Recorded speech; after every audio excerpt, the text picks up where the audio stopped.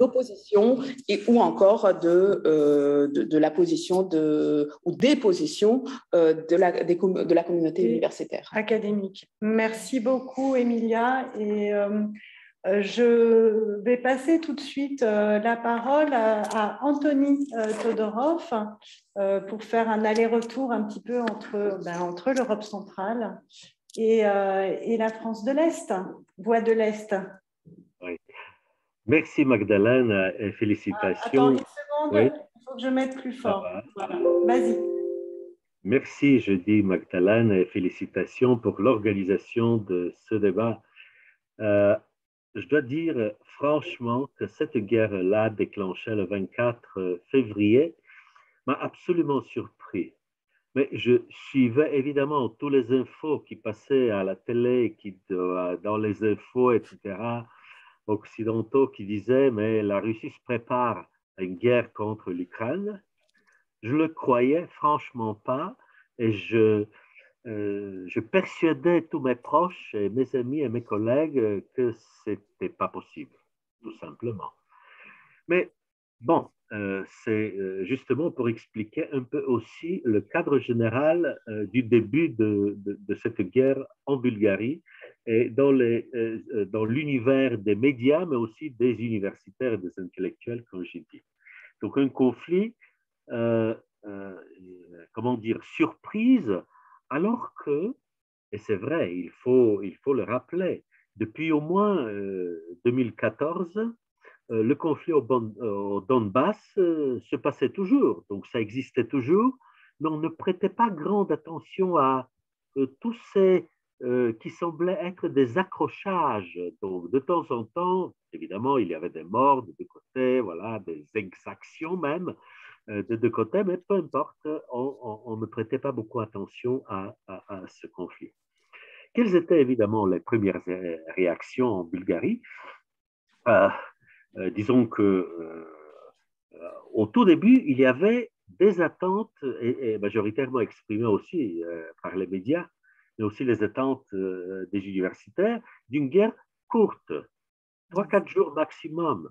Et après, un arrêt de feu, nouveau, donc des négociations et nouvel ordre, disons, territorial et politique en Ukraine.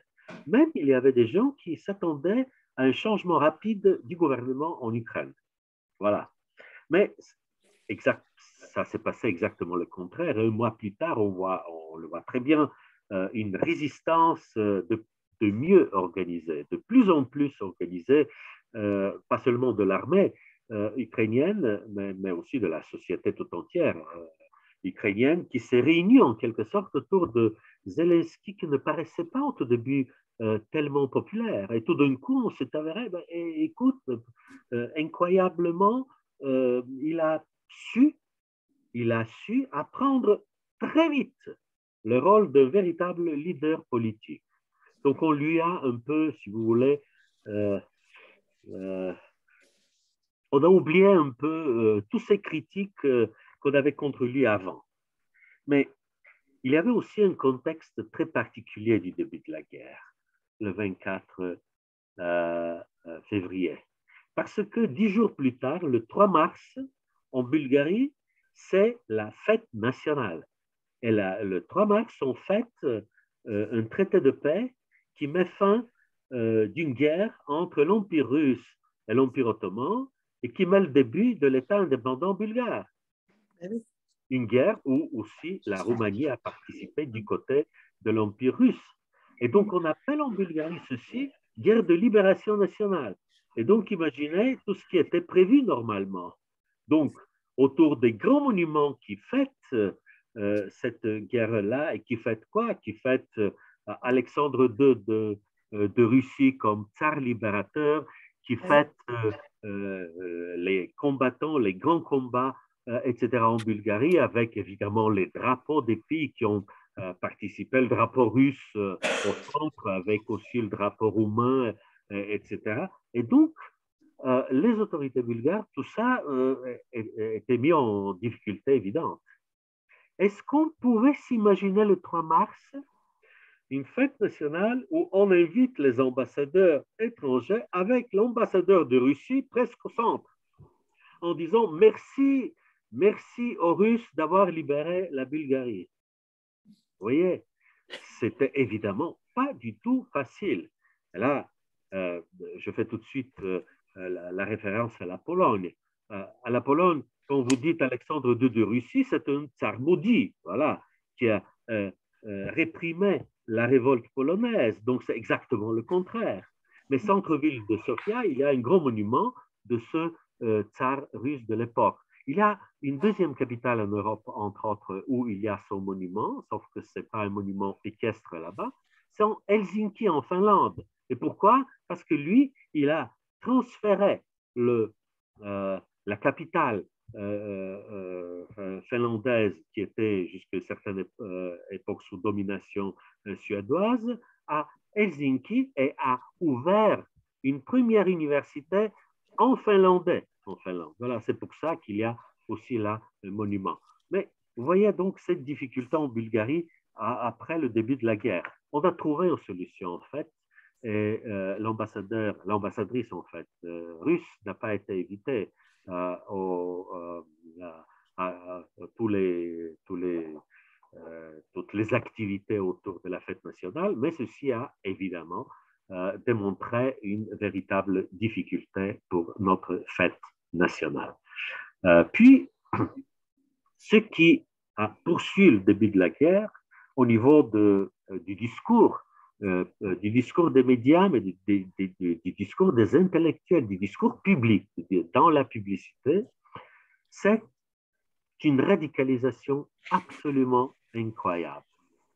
D'un côté, une indignation anti-russe, voilà, la Russie, envahisseur, le dictateur Poutine, etc. Donc, le niveau de la radicalité du discours, c'est vraiment très, très élevé. Je ne dis pas que ce n'était pas mérité, mais voilà, d'un seul coup.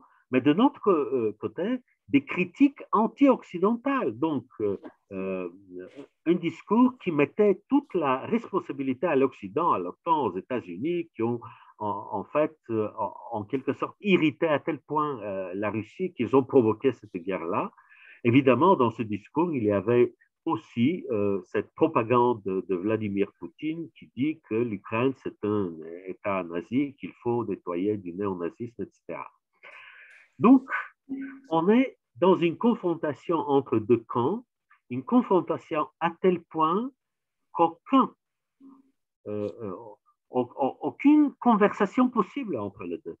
Si vous essayez, par exemple, de ne pas utiliser des adjectifs trop lourds pour parler de Vladimir Poutine et dites tout simplement le président russe ou tout simplement Vladimir Poutine, on vous classe tout de suite du côté des poutinistes. Vous voyez ce que je veux dire?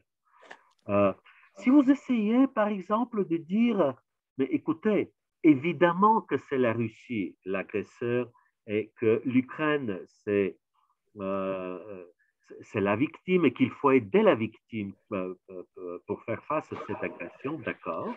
Et en même temps, si vous ajoutez, ben, attention, il ne faut pas rester les yeux fermés aux néo-nazis en Ukraine, pas seulement en Russie, parce qu'en Russie, on sait qu'il y a des dangers, mais en Ukraine, en parlant par exemple de ce fameux héros national de Stepan Bandera, sur lequel s'est forgée toute l'identité démocratique, non, toute l'identité nationale de l'Ukraine démocratique, ce qui reste un peu incompréhensible parce que Stepan Bandera n'est pas du tout la figure de la démocratie ukrainienne du tout, du tout. Donc, on vous classe tout de suite chez les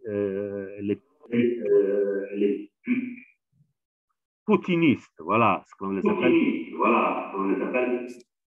Donc, tout ceci, évidemment, n'a pas permis de faire entendre un discours classique pacifiste qui pourrait dire, écoutez, la première chose à faire, c'est d'arrêter la guerre, les hostilités.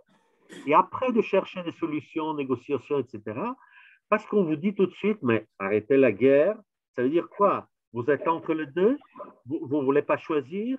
Vous voyez ce que je veux dire? La radicalisation de ce discours a beaucoup entravé tout discours plus intellectuel, si vous voulez, qui essaie de comprendre une situation qui est déjà assez compliquée, évidemment. Et puis, pour finir peut-être, parce que ce n'est pas seulement les discours, mais aussi c'était cette vague de solidarité qu'on a vu dans la société bulgare, de toutes sortes d'engagements citoyens, mobilisations pour aider les Ukrainiens, etc.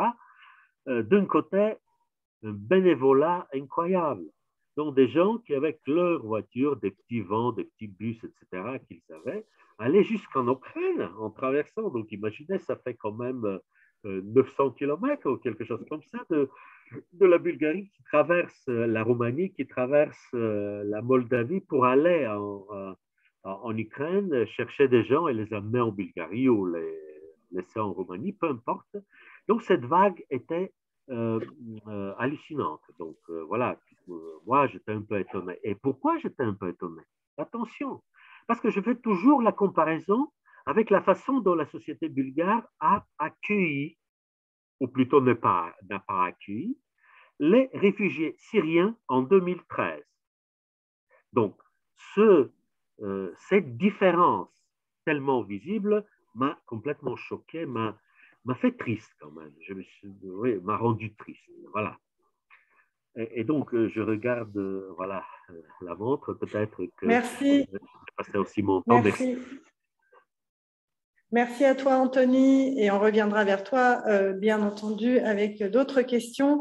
Je passe maintenant, on revient à Strasbourg, je passe maintenant la parole à Yoanni Krzyżanowski. Merci Magdalena. En fait, il y a vraiment ce sentiment de réalité parallèle dans le traitement médiatique de la guerre en Ukraine, en Russie, hein, dont Emilia a parlé. Et si on parle du cas biélorusse, quelque part, cette situation, je dirais presque pire, hein, en tout cas beaucoup plus solide, hein, beaucoup plus solidifiée, beaucoup plus consolidée, ce qui est dû aussi au fait que le régime autoritaire, le système politique autoritaire biélorusse est beaucoup plus consolidé en soi, hein, parce que le revirement autoritaire du Bélarus date de 1996, disons, et en Russie, c'est plutôt le début des années 2010, même si certains trouvent certains signes avant-coureurs au début des années 2000, bon, c'est en débat. Donc, voilà, comme conséquence, la polarisation du champ médiatique au Bélarus est très marquée, très établie, déjà à partir de la fin des années 90, ce processus commence à la fin des années 90, et vers le milieu des années 2000, il y a très clairement une très forte polarisation, un très fort clivage entre les médias au Bélarus. D'un côté, vous trouvez ce qu'on appelle les médias d'État ou les médias officiels, parmi lesquels on trouve les grands journaux et toutes les chaînes de télévision qui soit n'ont pas été privatisées après la chute de l'URSS, soit ont été renationalisées après l'arrivée au pouvoir d'Alexandre Loukachenko en 1994. Et donc, ce ne sont pas vraiment des médias publics au sens occidental, il faut bien comprendre. Ce n'est pas la BBC ou France Télévisions, quoi. En fait, il n'y a pratiquement aucune autonomie au niveau de la ligne rédactionnelle dans ces médias. Déjà, la télévision au Bélarus, elle est subordonnée, elle appartient à la compagnie nationale d'État, hein, de radio-télévision, qui est subordonnée personnellement au président dans son statut, ce qui est pas mal. Donc, la plupart des grands journaux sont rattachés aux institutions du pouvoir, le plus grand journal à l'administration présidentielle, le deuxième journal au Premier ministre. Donc, je veux dire, il est difficile de parler de l'autonomie de ce point de vue. Et comme conséquence, en fait, bien sûr, ces médias font partie de l'appareil d'État. Hein, ce sont des instruments de propagande, clairement. De l'autre côté, on retrouve des médias qu'on appelle des médias d'opposition, des médias indépendants, qui étaient surtout des journaux hein, dans les années 90, disons des journaux privés, dans les années 90-2000, mais à partir du milieu des années 2000, la plupart de ces médias se retirent vers l'Internet suite à des campagnes de pression répétitives. Il est très difficile d'imprimer ces journaux, ils passent vers l'Internet. Il y a aussi une chaîne de télévision qui donc émet, qui se base à l'étranger, en Pologne, Belsat, qui est une chaîne indépendante, et donc quelques chaînes de radio, mais qui se trouvent aussi à l'étranger. Et de fait, on les consulte surtout sur Internet. Donc, ces deux pôles s'opposent en fonction de la ligne rédactionnelle traditionnellement. C'est quelque chose qui est très, très établi depuis, comme je disais, voilà, en tout cas, le milieu des années 2000. Et ce qui est intéressant, c'est que le traitement médiatique de la guerre en Ukraine, en fait, se superpose parfaitement à ce clivage. Les médias d'État fluctuent entre ignorance du conflit au début et ensuite la propagande plutôt pro-russe, tout en essayant de présenter le Bélarus en tant que pays neutre dans le conflit, ce qui est objectivement faux, parce que en fait la Russie utilise le territoire biélorusse en tant que l'arrière-base, voilà, il y a quand même les hôpitaux biélorusses qui soignent les blessés, les soldats blessés russes. De plus, donc il y a les avions, les drones russes qui volent du territoire biélorusse, des aéroports biélorusses vers l'Ukraine. Il y a des missiles qui sont lancés du territoire biélorusse vers l'Ukraine, mais en fait, les médias biélorusses ne considèrent pas ça comme une forme de participation dans le conflit. Et donc, de plus, au début, en fait, les premiers jours du conflit, ont coïncidé avec le soi-disant référendum constitutionnel bélarusse pour changer la constitution, pour la énième fois. Et en fait, les médias parlaient surtout de l'ambiance de fête qui régnait dans les bureaux de vote, voilà, de l'enthousiasme des citoyens pour aller voter, et parlaient pratiquement pas de la guerre. Et ensuite, petit à petit aussi, suite en fait à des informations qui fuient quand même, qui viennent de l'Occident, les médias d'État ont commencé à parler de cette guerre qu'on appelle bien sûr opération militaire spéciale, où on parle de la situation en Ukraine de manière euphémiste. Mais donc on ne parle pas de la guerre non plus ouvertement au Bélarus, et en fait on projette plus ou moins la propagande russe, retransmet, mais avec quelques spécificités. Le premier, c'est ce refus de reconnaître la participation du Bélarus dans la guerre, qui est vraiment une des questions centrales pour les médias d'État. Et l'autre spécificité, c'est qu'on parle beaucoup de la présence militaire accrue à la frontière biélorusse-polonaise, en suggérant que l'Occident, je ne sais pas trop qui est l'Occident, soit c'est la Pologne, soit c'est les États-Unis, soit c'est l'OTAN, donc que l'Occident voudrait tirer le Bélarus dans le conflit avec l'Ukraine pour attaquer le Bélarus. Voilà. C'est plus ou moins la ligne rédactionnelle. Donc en fait, oui, et donc comme en Russie, il y a très peu de reporters sur place, il n'y en a pratiquement pas. On cite uniquement les médias et les responsables politiques biélorusses et russes, on ne cite jamais les sources ukrainiennes dans ces médias d'État. Et donc la guerre, en gros, n'a pas vraiment changé le profil des médias biélorusses. La domination du discours anti-occidental était déjà là dans les médias d'État depuis la fin des années 90.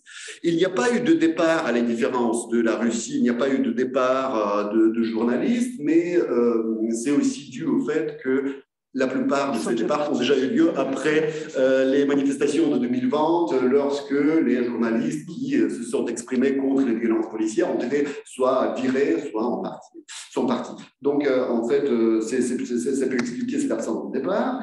Et il n'y a pas eu d'annulation d'émissions de divertissement.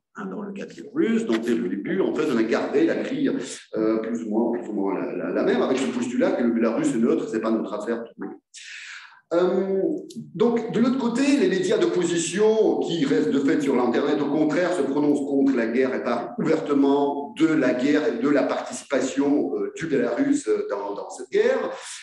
Donc, pour le moment, il n'y a pas vraiment de censure supplémentaire, mais de toute manière, en fait, tous ces médias ont été évacués vers l'Internet et ont été beaucoup reprimés après les manifestations de 2020 et 2021. Donc, ce champ, en quelque sorte, est déjà désolé.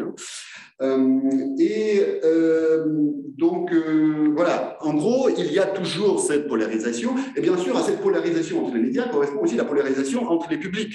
Parce qu'en fait, ce qui est la spécificité du cas biélorusse, mais je pense du russe aussi, c'est que les publics de ces médias ne se croisent pratiquement pas. Il y a une très forte segmentation du marché médiatique ici, et ceux qui, en fait, font confiance référence aux médias d'État, ne vont pas chercher des informations alternatives sur Internet dans notre source et vice-versa. Donc en fait, il y a comme une séparation très forte entre deux types de publics, de deux espaces médiatiques. Et à la toute fin, j'aimerais juste ajouter qu'il ne faut pas oublier que les médias russes sont aussi présents en Bélarus, donc la plupart de Biélorusses sont russophones, donc ils suivent aussi les médias russes, et il y a une très forte influence, et je dirais même que parfois, les médias russes dominent pratiquement parfois l'espace médiatique biélorusse à cause des ressources qui sont incommensurablement plus grandes. Merci beaucoup, Yoeni, pour ce paysage, certes un peu désolé, mais voilà, effectivement, c'est passionnant de comprendre, d'avoir cette vision de l'intérieur de la Biélorussie. Je vais me tourner maintenant vers Raluca Alexandrescu, si vous voulez voilà, nous donner votre sentiment depuis Bucarest. Merci. Oui, merci infiniment. Merci infiniment de m'avoir invité. En fait, pour parler un peu du paysage médiatique et de la réaction de l'opinion publique en Roumanie, en quelques minutes, et juste pour lancer le débat, je vais commencer par remarquer le fait qu'il y a des mots-clés qui apparaissent déjà dans les interventions de tous nos collègues et qui sont en fait le clivage, la polarisation, le conflit. Et je dirais qu'on peut caractériser aussi de cette manière ce qui se passe dans le paysage médiatique et de l'opinion publique en Roumanie. Et parce que, en fait, depuis un mois, on constate qu'il y a bien sûr une opinion qui paraît majoritaire en faveur d'une mobilisation d'empathie et d'enthousiasme pour soutenir l'effort ukrainien. Mais d'autre part, il y a aussi un clivage par rapport à un discours qui est aussi très présent et qui, en fait, reprend des thèmes qui sont là déjà dans ce clivage depuis pas mal de temps. La Roumanie a connu d'ailleurs, ce n'est pas seulement la Roumanie, mais on a connu en fait une action très concertée de la propagande de Moscou dans les médias par l'intermédiaire de certaines agences de presse qui actuellement sont d'ailleurs interdites. Les sites sont interdits en Roumanie. Il s'agit par exemple de Sputnik, mais il y en a aussi d'autres.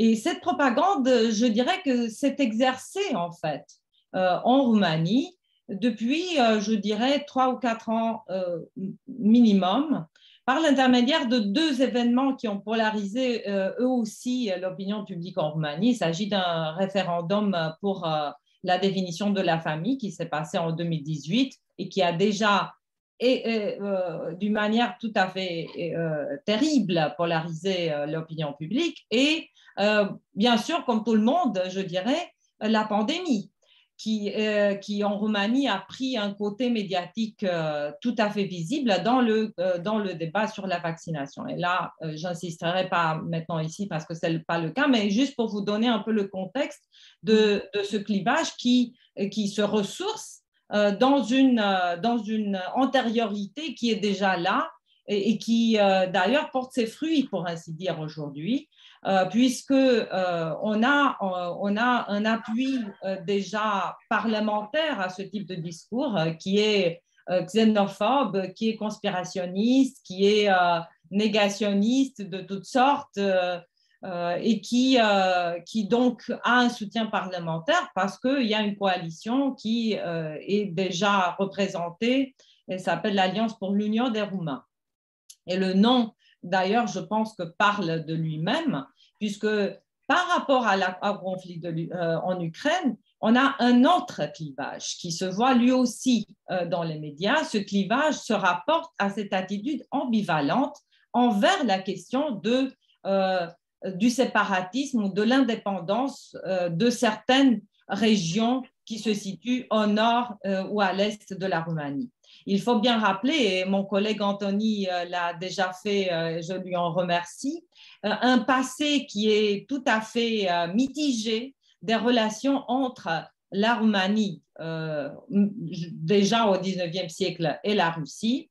La Roumanie garde aussi un très mauvais souvenir, à juste titre, de la présence surtout stalinienne des années 50 et 60 du XXe siècle et de cette russification d'ailleurs qui a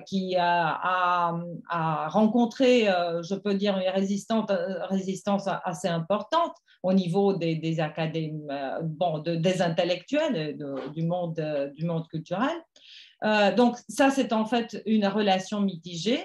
Mais d'autre part, cette action, depuis quelques années, de la propagande de Moscou a eu comme effet le revirement d'un courant panslaviste ou orthodoxiste ou russophile, comme on peut le... Bon, il y a plusieurs modes de le qualifier, même s'il ne s'agit pas nécessairement de synonymes, qui a suscité un courant surtout très obscurantiste et qui maintenant puise en fait ces discours de cette attitude paradoxale envers un ami et en même temps un ennemi russe. Un ami parce que c'est l'orthodoxie, parce que c'est la vraie foi, parce que c'est l'anti-Occident, parce que l'Occident est pourri et de toute façon il nous a trahis, bon, avec tous les guillemets bien sûr, et d'autre part, il y a un sentiment anti-Moscou, puisque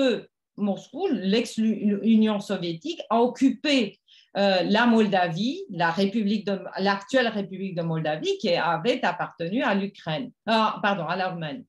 Et donc, en fait, on navigue très difficilement entre ces rêves d'union qui en Roumanie persistent encore à cause de ces formations plus ou moins parlementaires ou officieuses qui sont donc pour l'union, mais d'une manière très floue maintenant et très compliquée d'ailleurs, parce que comment faire pour soutenir en même temps l'action d'une Russie qui stimule les séparatismes.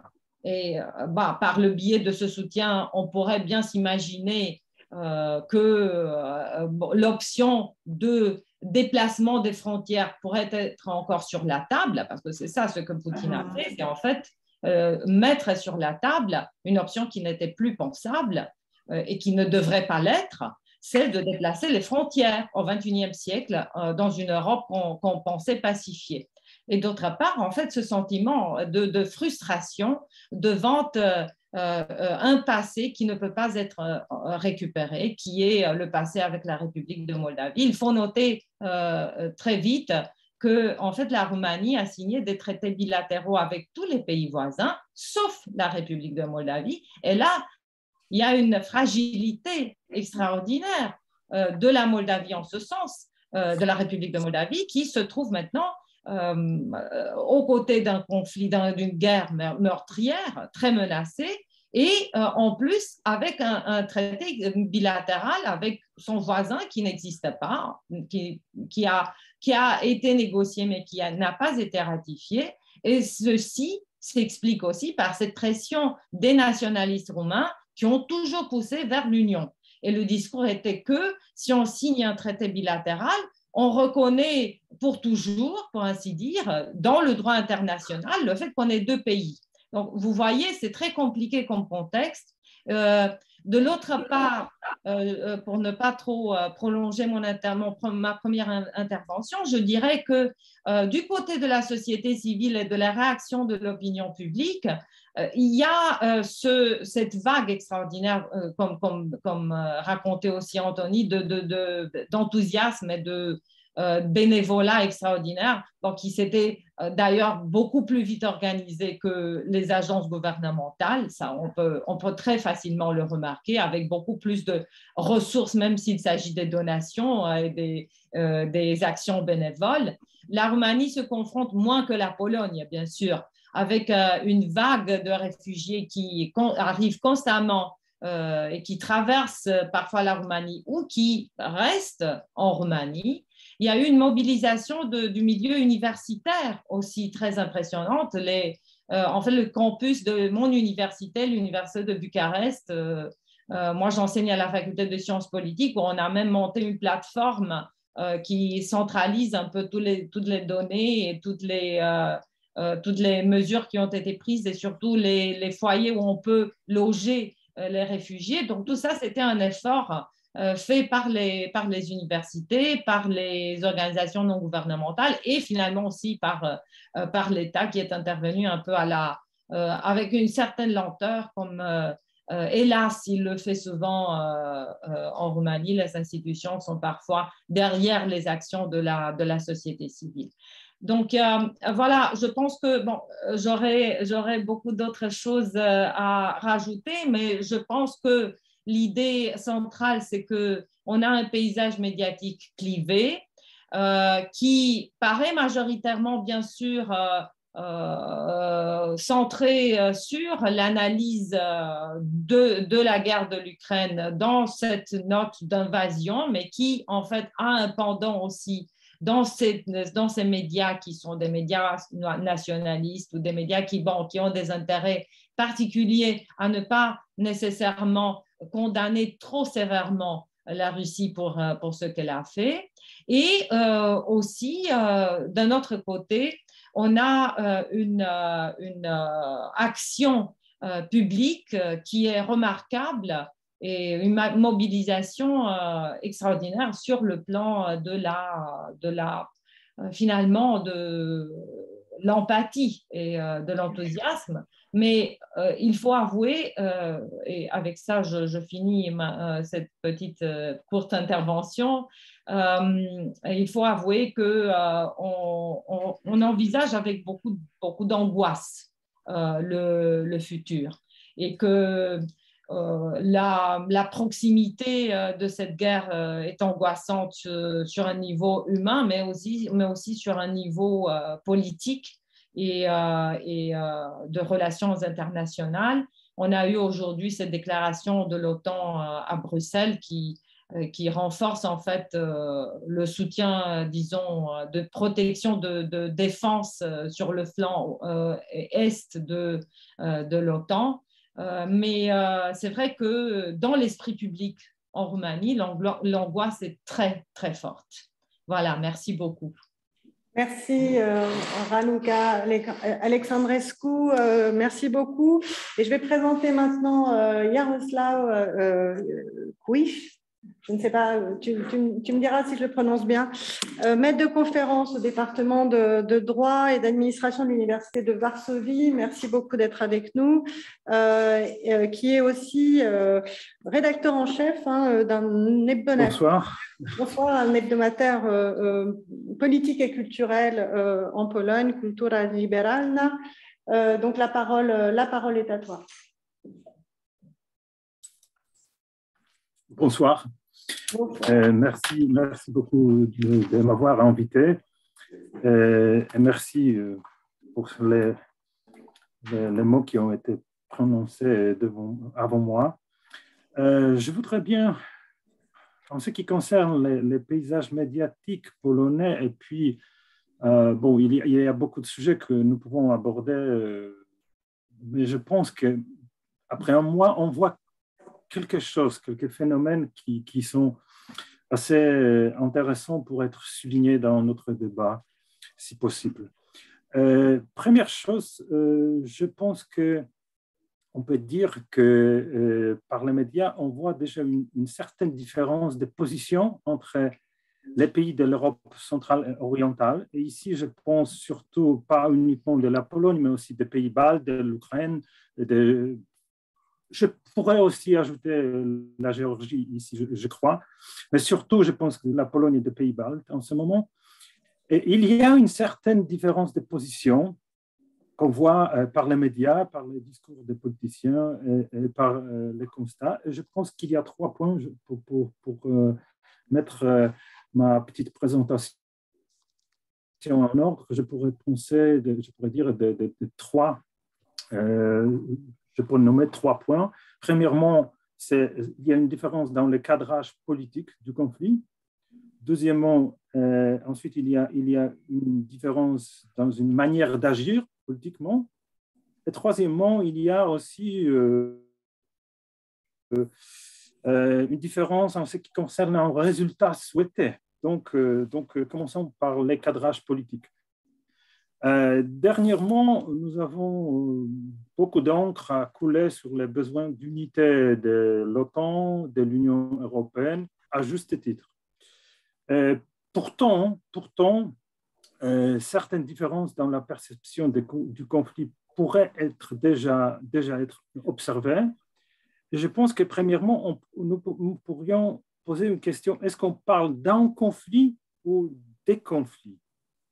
Et ici, il y a une différence qui me semble d'importance parce que pour les membres occidentaux de l'OTAN, surtout pour les États-Unis, pour le président Joe Biden, pour Jens Stoltenberg, le plus grand danger du conflit en cours est qu'il puisse déborder de la frontière ukrainienne, se transformant en une troisième guerre mondiale, voire en une catastrophe atomique. Donc, nous avons beaucoup de citations. Joe Biden a dit « Nous ne mènerons pas de guerre contre la Russie en Ukraine. La confrontation directe entre l'OTAN et la Russie est la troisième guerre mondiale. » Grosso modo, la même chose a été dit par Jens Stoltenberg. Donc, le point de vue de l'Europe centrale et orientale, cependant, diffère beaucoup de cela. Les voisins directs de la Russie ont tendance à présenter les conflits actuels non pas comme un événement, mais comme un processus. C'est un processus, pas un événement.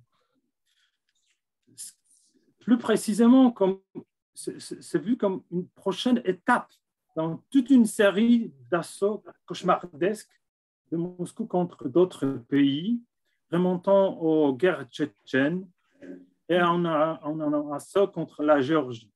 Donc, on voit une différence d'importance dans ce cadrage politique du conflit. Et je pense que dans l'Europe centrale et orientale, on voit la guerre actuelle comme un maillot d'une chaîne d'événements, d'attaques militaires ultérieures et des pauses tactiques qui ne se termineraient certainement pas en Ukraine. Deuxièmement, cette différence de cadrage politique du conflit s'est traduit par une manière d'agir politiquement. Et ici, on a un exemple très, très intéressant, très frappant, par cette différence d'agir. Il y a quelques jours, par exemple, 12 hommes politiques européens, les plus importants, bien entendu, le président français Emmanuel Macron et le chancelier allemand Olaf Scholz, ont lancé une longue conversation téléphonique avec le président russe. Ce n'est pas la première, ce n'est pas la dernière. Le lendemain, 3 premiers ministres de l'Europe post-communiste, polonais, tchèques et slovènes, se sont rendus à Kiev en train, quels que soient les dangers. Le geste symbolique, bien que courageux, n'a pas été harmonisé avec les efforts diplomatiques des autres alliés occidentaux. Il faut souligner ça. En Occident, pas vraiment. Les tels gestes de solidarité sont un message adressé à Kiev, mais aussi à l'Occident. Autant, par exemple, un geste courageux de l'ambassadeur polonais de rester dans la capitale assiégée de l'Ukraine. Il est toujours là-bas. En fait, les politiciens d'Europe centrale et orientale tentent d'imposer à l'Occident leur point de vue sur les conflits. Ils tentent. Si c'est réussi, c'est un autre problème, mais ils tentent d'imposer à l'Occident leur point de vue sur les conflits. Une certaine peur de normaliser les conflits, regarder 24 sur 24 en temps réel, imprègne les opinions dans les régions. Les ministres lituaniens des Affaires étrangères viennent d'alarmer qu'il ne peut pas vraiment se lasser d'imposer des sanctions contre la Russie ou d'aider l'Ukraine. Donc, il y a certaines peurs pour que le conflit ne soit pas normalisé par les médias, par ce qu'on regarde tous les jours de l'Ukraine. Donc, troisièmement, encadrer un conflit d'une manière différente signifie également également penser différemment à son résultat souhaité. Aussi controversé que cela puisse paraître, de nombreux Européens de l'Europe centrale et orientale ne croient pas qu'un consensus pacifique puisse mettre un terme à cette guerre sanglante. En effet, alors que l'Occident croit qu'il faut empêcher une troisième guerre mondiale, l'Orient pense que, quel que soit le nom donné au conflit, la guerre avec les valeurs, les institutions, les modes de vie démocratiques occidentaux a déjà commencé. Il ne s'agit pas donc justement pas seulement d'une certaine méfiance personnelle à l'égard du président Vladimir Poutine, mais plutôt d'une expérience régionale endurée de l'impérialisme russe et des leçons qui en ont été tirées. Notamment, en 1994, Zbigniew Brzezinski, l'ancien conseiller à la sécurité nationale du président Jimmy Carter, a écrit que la Russie pouvait être soit un empire, soit une démocratie, mais pas les deux en même temps. Et être un empire, ça veut dire la restauration d'un empire qui s'accompagnerait d'une tentative de subordonner la Biélorussie et l'Ukraine. Ce sont des mots de Zbigniew Brzezinski qu'il a écrit dans Foreign Affairs en 1994. La conclusion qui vient d'expériences régionales pourrait être peut-être dans une manière trop simple, mais ce que j'entends pratiquement tous les jours, uniquement en Pologne, ce sont aussi mes amis de région qui s'expriment dans cette manière. Nous serons les prochains. Nous serons les prochains. C'est une phrase largement entendue en ce moment dans les conversations privées. Et c'est une phrase qui pourrait sembler être exagérée ou peut-être trop liée à l'histoire. N'empêche que si on regarde ce qui se passe en Ukraine comme dans le cadrage politique du conflit qui n'est pas un événement mais un processus, on voit tout de suite que ça pourrait se traduire dans une manière d'agir politiquement autrement que dans l'Occident et aussi on pourrait attendre un résultat qui est différent dans l'Europe centrale et orientale. Je suppose que pour les pays du région, Moscou devrait retrouver son statut géopolitique du début des années 90, ce qui est, je crois, impensable pour les politiciens du pays de l'Occident, comme le but de ce conflit. Pour conclure, je voudrais juste dire que c'est peut-être un prétexte pour débattre, mais je pense qu'on voit que cette différence dans le cadrage politique du conflit, ça nous amène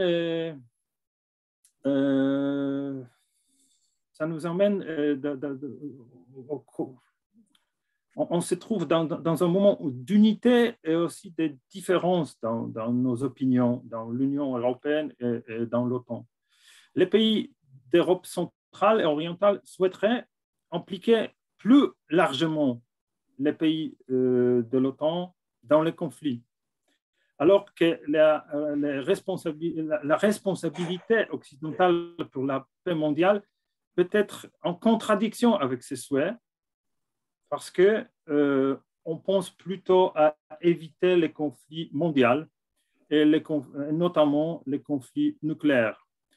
Je suppose que non seulement on est loin d'avoir résolu cette perplexité tragique, mais on a tendance à penser que ce n'est que le début. Merci beaucoup. Merci à vous et merci donc à vous toutes et tous. Comme promis, ça va être le moment d'ouvrir la discussion Je vous laisse peut-être prendre le micro.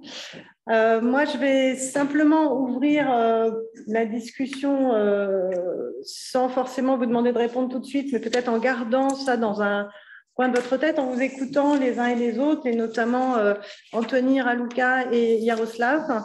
Il y a deux questions qui me viennent à l'esprit, en fait. La première question, Yaroslav, tu parlais de Europe centrale orientale. Est-ce que c'est Europe centrale orientale ou c'est Europe centrale, ou plus précisément la Pologne et les pays baltes? Puisque à côté de ça, lorsqu'on vous écoute, on se rend bien compte que, enfin, on a le sentiment, mais c'est une question, que autant la guerre en Ukraine a ravivé des clivages préexistants et qui sont très profonds dans les sociétés bulgares et roumaines par rapport à la place de la Russie, d'une part, donc avec le panslavisme en Bulgarie et la pan-orthodoxie dans les deux cas, avec le rapport à la Bulgarie concernant la libération, donc ce qu'on appelle la libération face aux Ottomans en Bulgarie. Bref, je ne reviens pas sur tout ce qui a déjà été dit et très bien dit par mes collègues. Donc, avec un clivage, donc cette guerre ravive, comme souvent les guerres, un clivage préexistant dans les sociétés roumaines et bulgares. J'ai le sentiment qu'en Pologne, ça ravive plutôt l'unité, là où c'était une société qui était assez clivée politiquement ces derniers 10 ans, on va dire. J'ai plutôt le sentiment que, d'après ce que vous nous dites et d'après ce qu'on peut en lire aussi depuis la France, il y a une forme de réunification un peu étonnante, d'ailleurs, sous un certain point de vue, de la société polonaise, même de la société polonaise et de ses élites politiques. Voilà, donc en fait, c'est deux questions en une, quelque part. C'est d'une part, est-ce que c'est vraiment de l'Europe centrale centrale et orientale que vous parlez, ou est-ce que c'est par diplomatie que tu as utilisé le terme d'Europe centrale orientale pour dire en réalité Europe centrale? Est-ce que là, il n'y a pas un clivage au sein, puisque essayons de sortir aussi du discours Est-Ouest avec l'Occident d'un côté et puis l'Europe centrale orientale de l'autre. L'Europe centrale orientale n'est pas un tout unifié, assez diversifié en réalité. Donc, voilà, je veux pas du tout accaparer et commencer. Enfin voilà, mais j'avais cette question en tête, je voulais pas l'oublier. Donc je vous demande juste de la garder dans un coin de votre tête et voilà. Merci au public si l'un ou l'autre vous avez une question. Lancez-vous, comme moi je me suis lancée. N'hésitez pas, allez-y. Les micros sont là.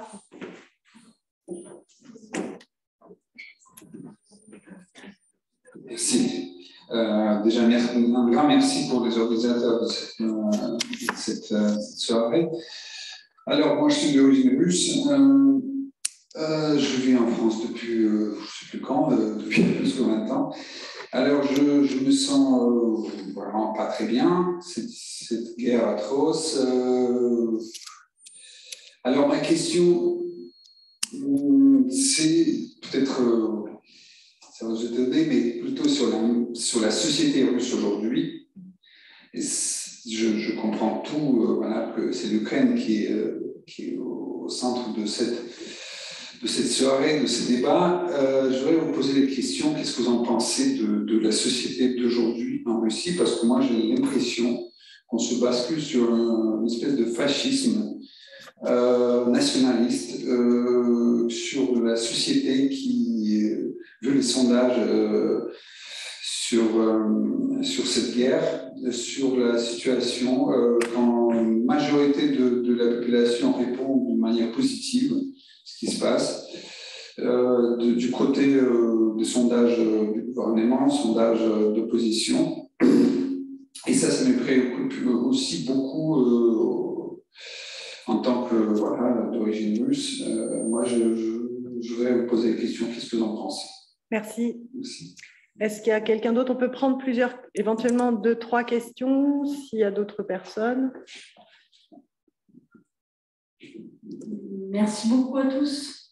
Moi, j'ai une question très simple et peut-être très naïve, mais si les médias d'État, que ce soit russes ou même biélorusses, mais je pense aux médias russes en particulier, accordent tant d'importance dans leurs journaux télévisés ou autres à déconstruire le regard occidental, ou ce qui est publié, ce qui serait publié dans les médias occidentaux, ou notamment les images, parce que justement cette image de cette femme enceinte dans la maternité de Mariupol là, qui a créé tout un débat. Est-ce que c'est uniquement de la propagande ou est-ce que c'est là pour répondre finalement dans quelle mesure est-ce que les Russes ont accès à ces informations-là et dans quelle mesure est-ce que le gouvernement a besoin de déconstruire par rapport à une exposition du peuple russe ou est-ce que c'est hors sol? Je ne sais pas si c'est très clair. C'est clair. Enfin, j'ai compris d'une certaine façon, donc je te répondrai d'une certaine façon. Encore une question peut-être?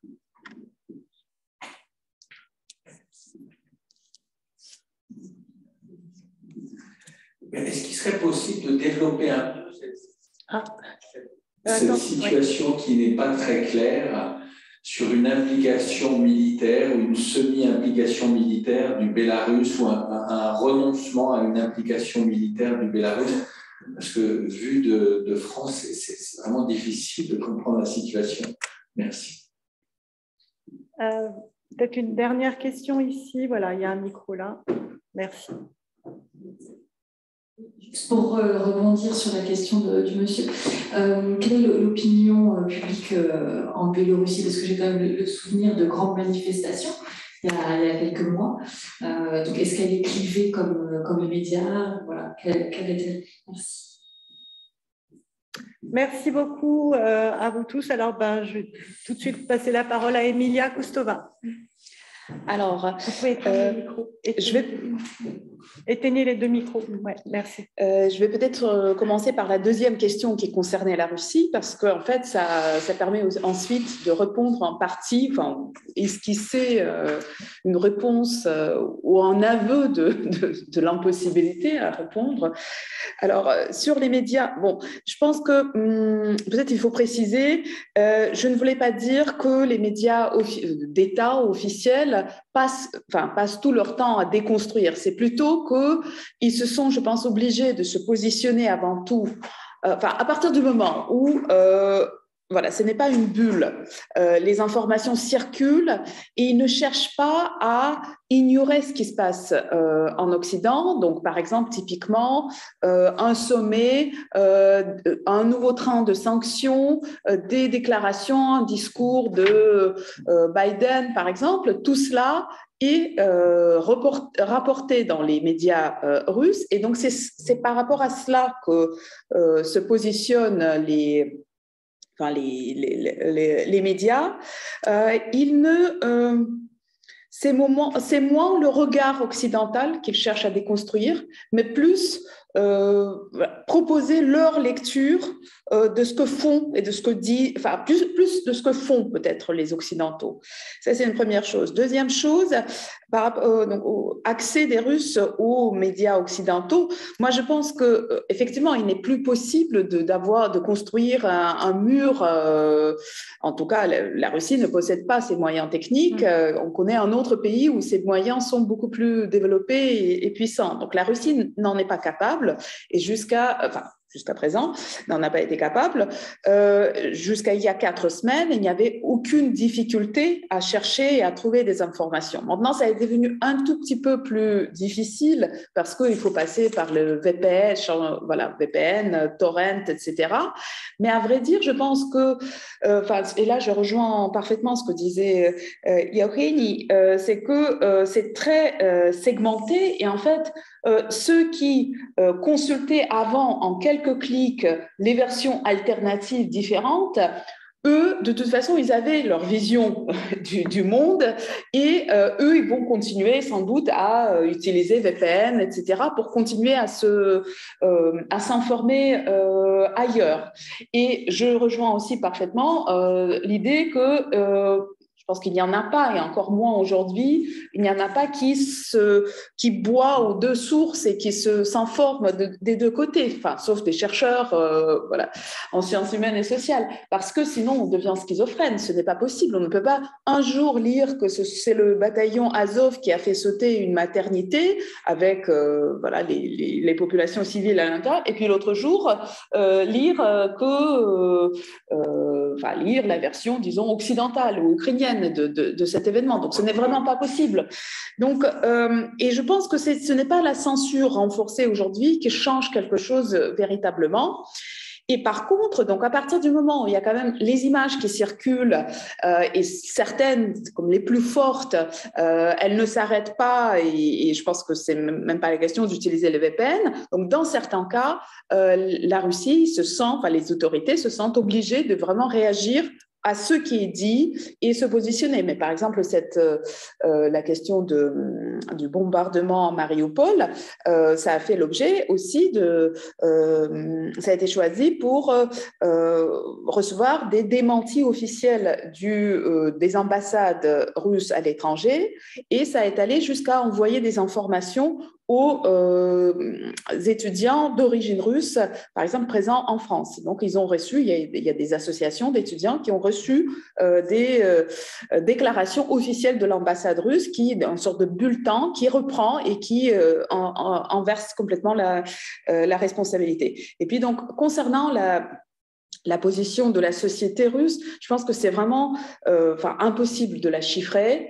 Les sondages, même les sondages dits qui ne sont pas menés par des instituts de sondage réputés proches du Kremlin, je pense que le billet est vraiment très important. Les gens ont réellement peur de répondre aux questions. Donc, ça donne sans doute une surestimation du soutien. Ceci dit, je pense que le soutien est quand même considérable. Donc après, est-ce qu'il est c'est un peu moins de 50%? Est-ce que c'est un peu plus de 50%? Je pense, mais je n'ai aucun moyen pour le démontrer ou voilà. Par contre, et je partage tout à fait la préoccupation il y a certaines images, certaines scénographies qui font tellement penser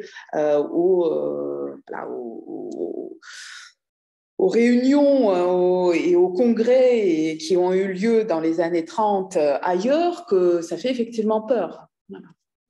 Ceci étant, est-ce qu'on ne peut pas dire quand même que la société russe, c'est une société qui, depuis les années 90, s'est énormément complexifiée. Il y a une société civile extrêmement riche.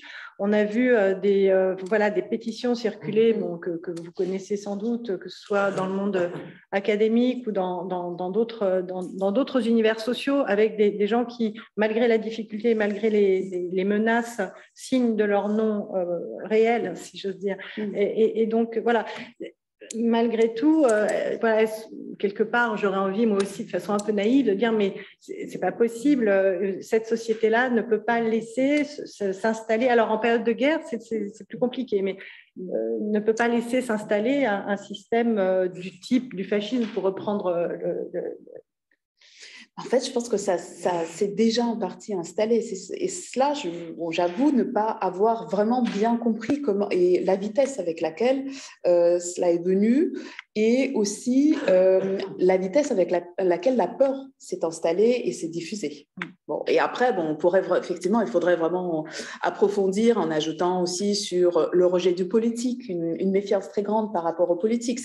C'est souvent en fait un refus, donc même on le voit dans les réponses données à certaines questions de sondeurs, souvent c'est un refus de se positionner, un rejet de ce qui apparaît comme politique, donc à la fois potentiellement dangereux, mais aussi vraiment des corrompus, voilà. Et puis il y a le nationalisme de type impérial qui est ancien. Si je peux juste rajouter quelque chose à ce dernier point sur qu'ils ont une sorte de proto-idéologie de l'État, je dirais, russe. En fait, je pense que là, on peut rapprocher en fait le système politique russe du système plutôt fasciste d'ailleurs que nazi, donc plutôt voilà d'une dictature militariste. C'est justement cette propension à s'appuyer sur la guerre pour justifier la domination des classes dirigeantes. En fait, pendant des années, le système politique russe, les élites russes n'ont pas pu proposer quelque chose de tangible en tant que justification de leur gouvernement sans partage pratiquement. Donc en fait, du point de vue matériel, ça n'a pas très bien marché à cause de plusieurs crises économiques notamment. Donc les autorités n'arrivent pas à garantir un certain niveau de vie suffisant. Dernièrement, en tout cas, depuis la crise des années 2008, ce qui est, voilà, c'est là qu'on a un peu, bon, on est en désaccord, mais en tout cas, voilà, je trouve que voilà, le niveau de bien-être matériel n'est pas suffisamment rempli. Deuxièmement, au niveau de l'idéologie, c'est assez triste aussi. Ce n'est pas du tout le communisme, quoi. Je veux dire, il n'y a pas cette idée de la construction de l'homme nouveau, de la société nouvelle, enfin, de cette idéologie à cause de laquelle les gens pourraient se priver des biens matériels. Et en fait, il faut quand même justifier ce gouvernement sans partage, cette exploitation des ressources naturelles aussi par des groupes qui sont aussi issus des services secrets en partie. Et donc, une réponse à ça, c'est effectivement la guerre. C'est se positionner en protecteur et justifier en fait son gouvernement. Et donc, de ce point de vue, je pense que la vraie raison de la guerre d'aujourd'hui ne vient pas uniquement, disons, de la géopolitique ou des affaires internationales, ça vient de l'intérieur de la géopolitique. Et de ce point de vue, ça se rapproche un peu des systèmes fascistes qui ne peuvent pas survivre sans guerre. Voilà. Donc maintenant pour le Bélarus. Premièrement, pour ce qui est de l'implication militaire du Bélarus dans le conflit en Ukraine, en fait, le Bélarus aujourd'hui, il y a des débats sur comment qualifier le Bélarus dans ce conflit. Est-ce qu'il s'agit d'un pays co-agresseur?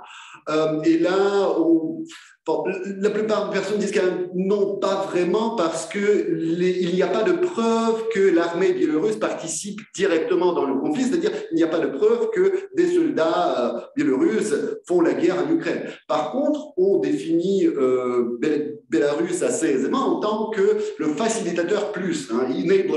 Il y a donc ce terme dans le jargon juridique, international, militaire, je ne sais pas trop, mais en fait, cela veut dire que c'est un pays qui facilite le conflit en procurant le droit de passage par son territoire, et plus parce que, en fait, il offre une sorte d'arrière-poste au pays agresseur.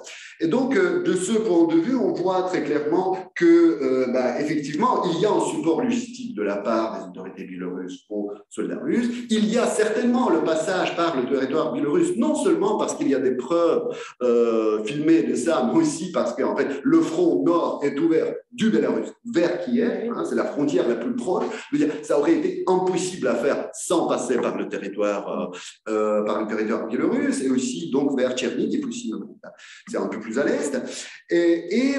Donc, il y a aussi des soins médicaux, comme j'ai dit, qui sont garantis aux soldats russes. Il y a les aéroports qui sont utilisés pour les avions de combat et surtout les drones russes. Et il y a les missiles même qui ont été lancés, ça on sait, du territoire biélorusse, missiles russes vers l'Ukraine. Donc, ça c'est un fait. Après, il y a la position officielle des autorités biélorusses, qui est assez confuse, à vrai dire. Mais ce n'est pas quelque chose qui est nouveau. Donc, à la fois, les autorités biélorusses disent que le Bélarus ne participe pas à la guerre, et ensuite, dans 3 jours, on dit oui, en fait, on a fait une frappe préventive, mais c'est parce que les Ukrainiens voulaient nous attaquer. Avant le début de la guerre, en fait, avec les Russes, on a fait cette frappe préventive, ou plutôt les Russes de notre territoire, on n'est pas certain. Et en fait, donc, on a l'impression que les autorités biélorusses, la ligne en tout cas qui est défendue, c'est que le fait que les troupes russes attaquent l'Ukraine du territoire, à partir du territoire biélorusse, en fait, ça ne constitue pas une forme de participation dans la guerre. Voilà. Donc, vous faites ce que vous voulez de ça, mais en fait, voilà, c'est la vision des faits, disons, des autorités biélorusses. Je ne sais pas si j'ai clarifié les choses ou pas, mais les choses sont confusantes. Donc, deuxièmement, pour l'opinion publique au Bélarus, là, en fait, Emilia a déjà commencé à parler de la Russie. Au Bélarus, les situations, encore une fois, quelque part semblable, mais pire.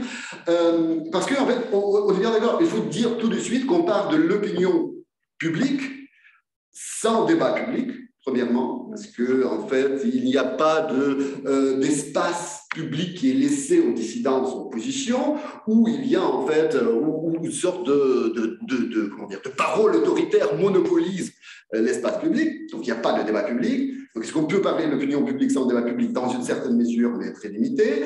Et donc, on est dans les situations où il n'y a pas de sondage fiable. Il n'y a aucune possibilité de sondage fiable. Au Bélarus, par exemple, pour organiser un sondage, une enquête sociologique en général, il faut une autorisation d'une commission spéciale auprès de l'Académie des sciences, mais qui est présidée par un colonel de KGB. Donc, je veux dire, c'est pas tous les jours qu'on reçoit ce genre d'autorisation pour les sondages. Donc, en fait, aujourd'hui, il y avait un sondage qui a été publié, mais avec toutes les limites qu'il faut y imposer. C'est-à-dire, c'est un sondage sur Internet qui est fait par Chatham House, donc l'organisation britannique. Donc, sur Internet, en milliers de personnes, constituées plus ou moins correctement, mais encore une fois, avec tous les biais sur Internet et avec la peur, bien sûr, des sondés qui est toujours là. Parce que, bon, ça a beau d'être anonyme, personne n'est certain que c'est vraiment. Et donc, de ce point de vue, on voit de nouveau que la société biélorusse est très clivée. Déjà, 39% sondés, c'est-à-dire à peu près la moitié de ceux qui ont répondu, sont certains que le Bélarus ne participe pas au conflit. Et donc 42% croient que le pays participe du côté de la Russie. 1% pensent que le Bélarus participe du côté de l'Ukraine. Des gens, mais en sachant que 42% croient que le Bélarus participe du côté de la Russie, uniquement 22% croient que le Bélarus est un pays agresseur. C'est-à-dire, c'est ce que je viens de dire tout à l'heure. C'est-à-dire, oui, on participe à la guerre du côté de la Russie, mais on n'est pas agresseur. C'est-à-dire, on ne fait pas la guerre. On participe, mais on ne fait pas. Et donc, de plus, la plupart, là, de tous côtés, la plupart des sondés croient qu'il ne faut pas faire la guerre. Que tout le monde est contre la guerre, mais en fait, 28% croient qu'il faut soutenir la Russie sans aller jusqu'au conflit militaire. Donc en fait, cette confusion dont on vient de parler, il se manifeste aussi dans ce sondage. Donc c'est une raison de croire à ces résultats. Donc en gros, il y a uniquement 3% des sondés qui sont en faveur de la participation directe du Bélarus dans la guerre, du côté de la Russie, et 1% sont en faveur de la participation du côté de l'Ukraine. Donc en fait, ça vous fait 4% de Biélorusses qui soutiennent en gros la guerre, mais tout en acceptant la participation sans qu'il y ait la guerre directe. Et en fait, ça s'explique aussi par l'histoire, disons, culturelle du Bélarus, idéologique. En fait, dès l'arrivée de Loukachenko au pouvoir, il y avait, lui, si la Russie, depuis un moment, construit plus ou moins son système politique sur les conflits desquels la Russie s'entoure, le Bélarus, au contraire, construit le pouvoir autoritaire sur cette idée que chez nous, au moins, il n'y a pas de guerre, que c'est un pays de la paix, parce que ce pays a tellement souffert pendant la Seconde Guerre mondiale, ce qui est vrai. Et donc, voilà, cette aversion envers le terme même, envers le mot guerre, envers la reconnaissance de sa participation dans un conflit est très forte. Et en fait, elle bloque parfois, j'ai l'impression, certaines choses, certaines perceptions et certaines compréhensions. Et donc, juste le dernier point, effectivement, au début de la guerre, il y a eu des manifestations. C'était, disons, proportionnellement à la population de Bélarus, pendant les premiers jours, il y avait plus de Biélorusses qui protestaient que les Russes, voilà, proportionnellement à la population. Après, ça a changé. Notamment, mais tout ça se fait dans un climat de terreur. Plus de 1000 prisonniers politiques au Bélarus, des gens qui vont en prison pour la couleur de chaussettes, et je n'exagère pas, c'est en fait, c'est en cas, parce que cette couleur manifeste l'opposition, toute évidence. Donc, les gens qui vont en prison pour des commentaires sur Internet. Donc, c'est depuis les grandes manifestations de 2020, il y a vraiment un très fort climat de répression. Et donc, c'est ce climat sans doute qui explique en fait le manque de mobilisation encore plus large, à mon avis. Merci beaucoup. Alors, je me tourne vers Anthony, Raluca et Jaroslav. Je reviens à ma question de tout à l'heure et je vais la préciser un petit peu. Est-ce qu'il y aurait pas une différence entre les trois pays en question? Enfin, bon, excusez-moi d'être simpliste, hein, mais voilà, je vais vite, notamment sur la relation à l'OTAN. Voilà, je voulais un peu vous interroger, peut-être qu'on approfondisse un petit peu la question de la relation à l'OTAN, puisque vous avez spontanément évoqué, notamment Raluca et Anthony, la relation à la Russie. Est-ce qu'il n'y aurait pas quelque part aussi un petit clivage et quelques petits grincements du côté de la relation à l'OTAN en Roumanie comme en Bulgarie, sans doute selon peut-être des positions différentes, et qu'en est-il en Pologne? Raluca, peut-être? Merci beaucoup.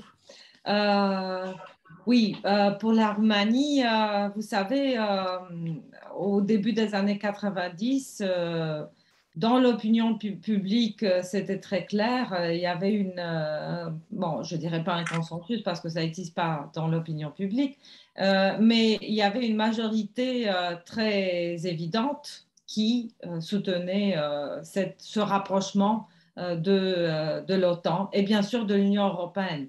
C'était en fait les deux orientations stratégiques qui ont dominé la politique de la Roumanie, la politique internationale de la Roumanie au début, peut-être pas au début, mais vraiment en deuxième partie de ces années 90 qui ont été d'ailleurs très troublées pour la Roumanie. Il y avait, on a passé un petit purgatoire de la transition après la chute du régime Ceausescu. Et les premières années étaient assez troubles. Et il y avait aussi, à propos de cette relation à la Russie, il y avait en fait un gros souci par rapport à cette relation qui n'était pas encore très clairement définie.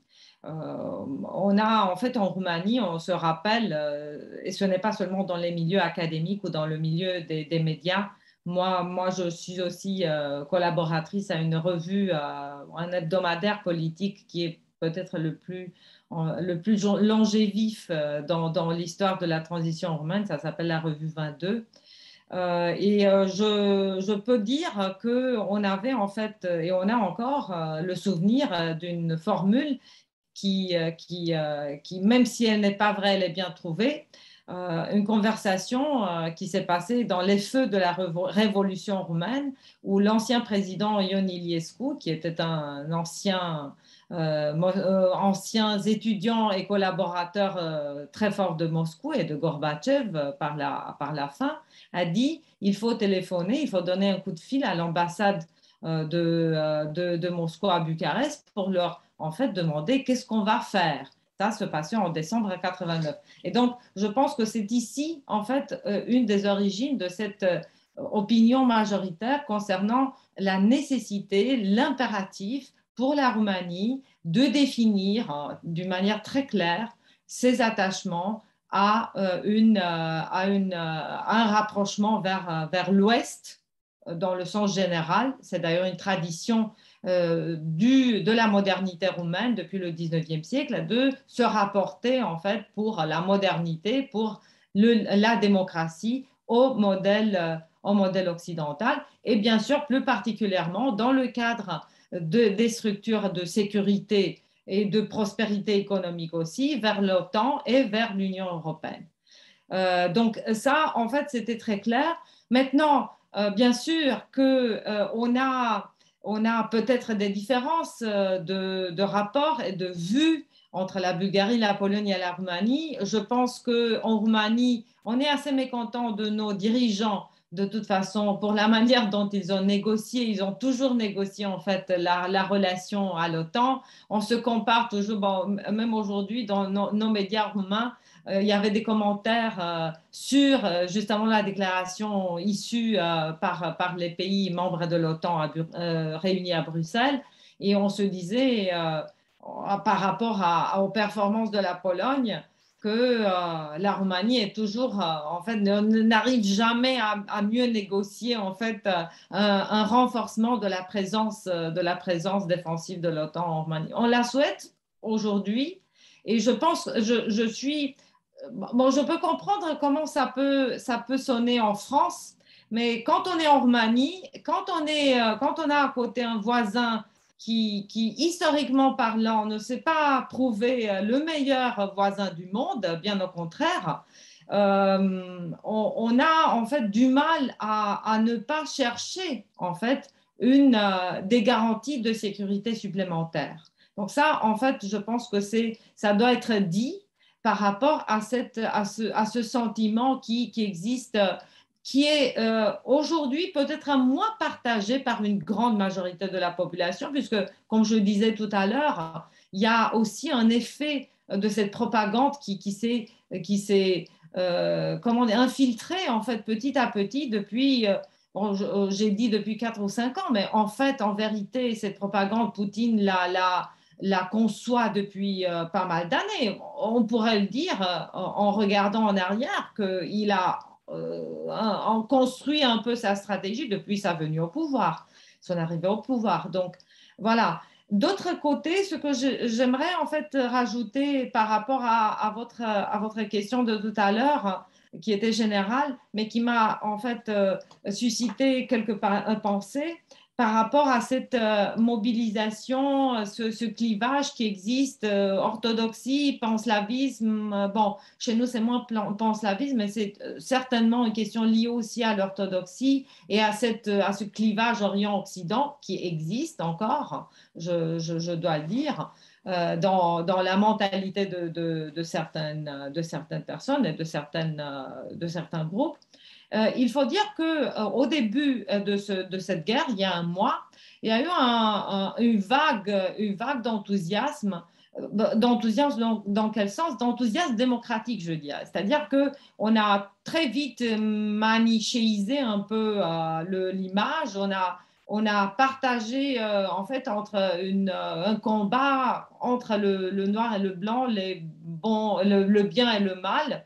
Ce qui, bon, bien sûr que ça peut très bien être justifié d'une part, mais de l'autre part, comme politiste et comme historien des idées, je me sens un peu obligée finalement de repenser un peu cet enthousiasme dans la perspective d'un enthousiasme analogue au début des années 90, quand on s'est dit la démocratie a gagné. Voilà, on baisse les bras parce que maintenant, on laisse la démocratie frayer son chemin d'une manière naturelle. Et on a très vite vu que ce n'était pas du tout le cas. Et ça a aussi eu un effet, et je pense qu'on peut le constater maintenant, un effet de semi-échec de création d'une vraie politique stratégique orienté vers l'Est et l'Est européen, vers le Sud-Est européen. Parce qu'on a considéré en fait que ces pays étaient déjà partis sur la voie de la démocratie, qu'elles se débrouillaient tant bien que mal, que d'une certaine manière, de toute façon, on avait engagé les négociations pour l'adhésion à l'OTAN, plus tard un peu pour l'adhésion à l'Union européenne. On a tenu la Roumanie et la Bulgarie un peu plus dans la salle d'attente, mais de toute façon, on avait l'impression que ça s'est lancé et qu'il n'y a pas tellement besoin de réfléchir véritablement à autre chose un environnement pacifique où la démocratie fleurit. Voilà. Et on a très vite d'ailleurs constaté que ce n'était pas le cas. Et maintenant, je pense que peut-être la surprise de certains milieux qui constatent que ce n'est pas l'idéal et que l'illibéralisme a vraiment cassé des sociétés et a fait cliver des sociétés en Europe centrale et de l'Est, nécessite un peu plus d'attention, peut-être. Voilà, merci beaucoup et excusez-moi pour cette longue réponse. Merci à vous, Raluca. Je passe la parole à Anthony Todorov. Moi aussi, je remercie Raluca parce qu'elle a parlé de questions qui touchent évidemment toute la société aussi bulgare, roumaine. On est des voisins, donc on a vraiment des points communs. Mais vu ceci, c'est vrai que cette guerre a provoqué des clivages un peu, comment dire, inédits, un peu inattendus, parce que d'un côté, on a très bien vu qu'en Bulgarie comme en Roumanie, la propagande, j'aurais dit poutiniste, parce que si je dis russe, c'est trop large, poutiniste, allait dans le sens d'un hyper, je peux dire, conservatisme, en même temps politique, social. En Bulgarie, exactement la même chose. Et donc, le gouvernement russe, aussi bien que d'autres acteurs en Russie, qu'on a un peu mis à côté, les oligarques russes, ont soutenu largement, aussi bien en Europe, mais en Bulgarie, des partis politiques de l'extrême droite nationaliste, ultra-conservateur, qui mettent en question la démocratie libérale, etc., etc., et ainsi l'Occident en général. Donc là, disons, cette propagande anti-occidentale, évidemment, touche aussi bien l'OTAN que l'Union européenne. Mais je reviens sur ta question initiale, Magdalena, l'attitude vis-à-vis de l'OTAN en Bulgarie. En Bulgarie, il y a eu toujours, jusqu'à présent, une différence entre les études vis-à-vis de l'OTAN et vis-à-vis de l'Union européenne. La société bulgare a beaucoup plus largement accepté l'Union européenne que l'OTAN. L'OTAN a été majoritairement, disons, acceptée, et surtout après l'an 2000, où le Parti socialiste, ex-parti communiste, suivant son nouveau chef, jeune historien à l'époque, qui après a été élu président de la République, voilà, a changé son attitude vis-à-vis de l'OTAN, donc a accepté l'adhésion de la Bulgarie à l'OTAN. Et pour la société bulgare, déjà, on pouvait penser qu'il y avait un consensus politique au moins vis-à-vis de l'adhésion à l'OTAN.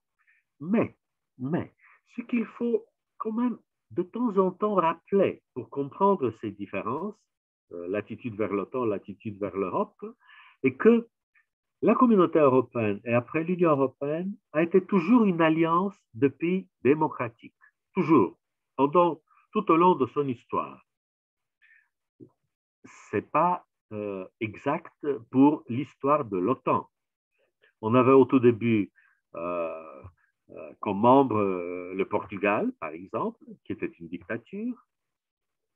On avait à des moments divers la dictature en Grèce ou les généraux en Turquie. Donc, l'OTAN, tout au long de la guerre froide surtout, était exactement une alliance militaire de l'Occident. Ce n'était pas l'alliance des démocraties occidentales. L'OTAN est devenue alliance de démocratie occidentale après la chute du mur de Berlin, après la fin de la guerre froide. Et donc, c'est pour ça que nos pays ont adhéré à l'OTAN comme ayant quand même une sorte de protection, ou de garantie surtout. Mais ce que je dois dire maintenant en Bulgarie est que l'opinion devient de plus en plus persuadée que c'est une véritable garantie. Donc, les Bulgares se disent massivement, mais c'est bien qu'aujourd'hui qu'on est dans l'OTAN que d'être en dehors. Mais ceci dit, et je suis tout à fait d'accord avec Raluca, comment faire avec, qu'est-ce que l'Occident doit faire pour enthousiasmer la démocratisation en Europe de l'Est cette fois? Ça veut dire, oui, je pense à l'Ukraine, je pense à la Moldavie, je pense à la Biélorussie, je pense à la Russie. On a eu une attitude de laisser faire, justement en se disant, voilà, la démocratie, bon, c'est plus le communisme, voilà, c'est plus le communisme. Et si c'est plus le communisme, c'est la démocratie. Ce n'était pas vrai du tout. Se laisser faire a donné le véritable pouvoir dans les pays de cette région, surtout en Russie, mais aussi en Biélorussie, en Ukraine, les oligarques. Les oligarques, on a comme si on s'est dit, non, non, ça c'est voilà, des acteurs économiques, pas tellement politiquement influents, etc. Mais je pense que c'est là où résident des graves problèmes, même de la guerre d'aujourd'hui en Ukraine. On a très mal compris et on a très mal estimé le rôle réel des armées privées, tant en Russie qu'en Ukraine. Et je pense que beaucoup des exactions sur les fronts d'aujourd'hui sont faites par les, je peux les appeler soldats de ces armées privées, comme Wagner ou comme je ne sais pas quoi. Mais à Donbass aussi, il y a des deux côtés on dit des volontaires, mais non, pas véritablement de volontaires. Voilà. Merci beaucoup, Anthony. Je passe la parole à Yaroslav. Merci beaucoup.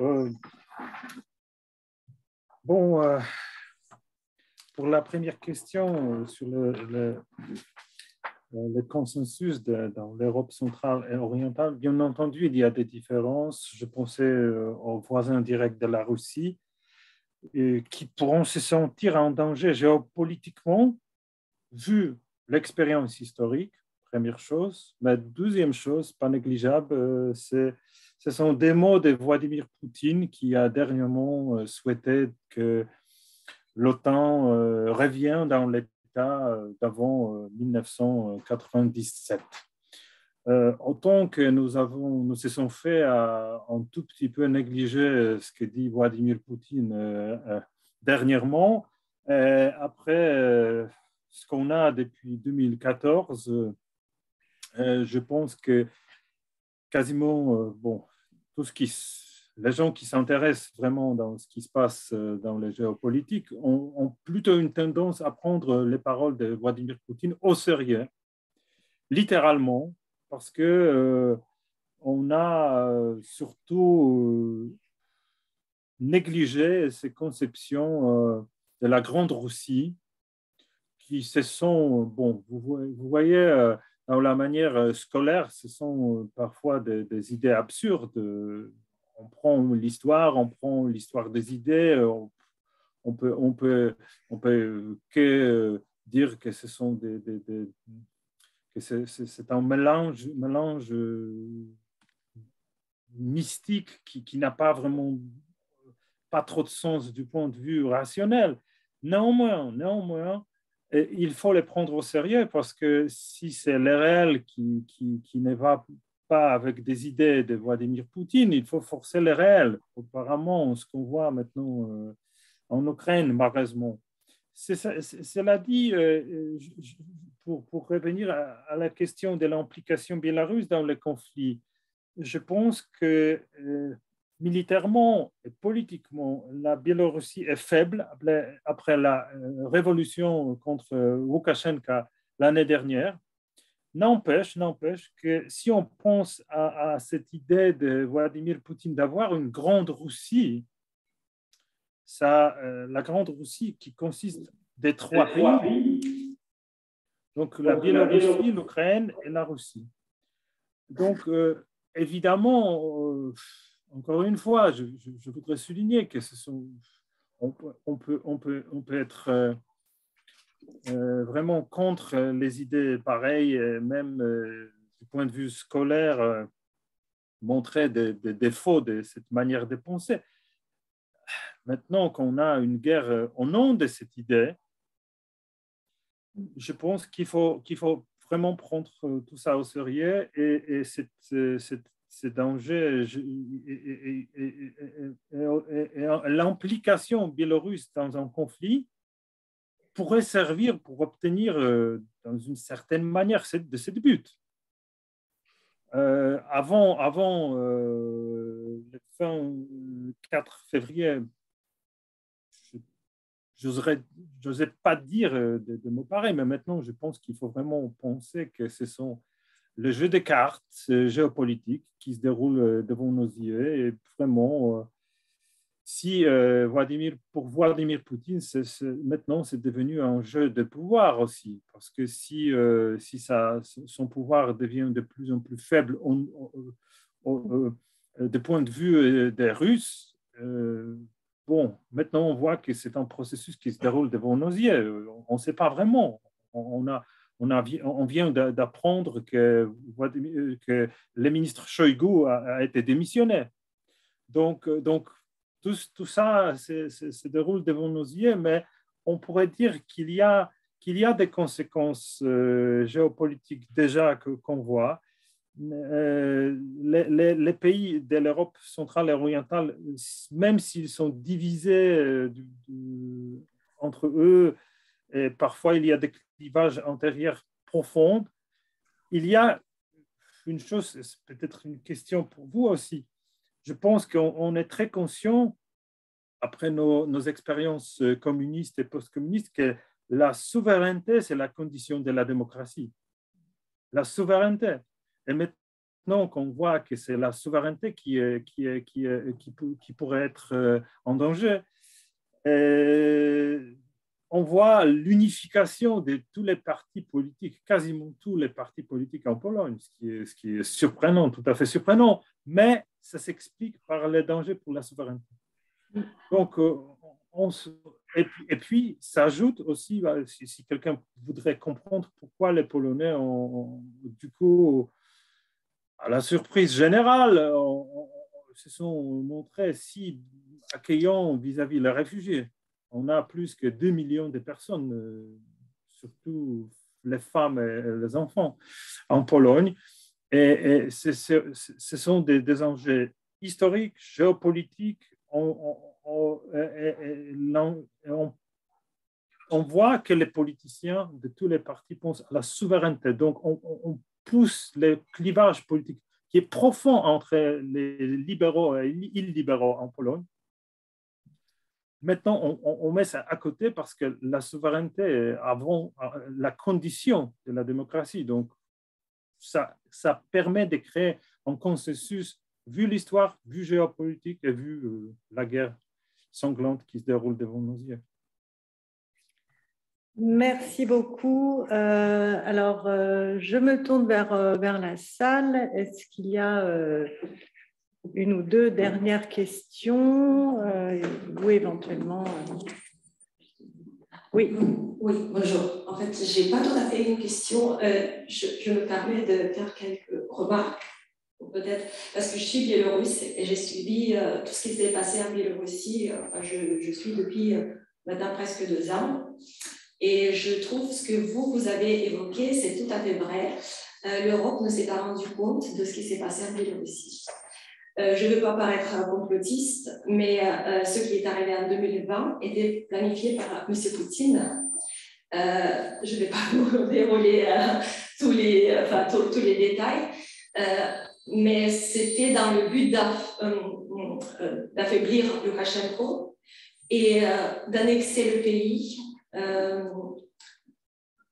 sans qu'on se rende compte que le pays a été annexé. Il y avait donc des sanctions qui ont été introduites contre la Biélorussie, ce qui fait que Loukachenko s'est tourné vers Poutine et il est complètement dépendant de Poutine.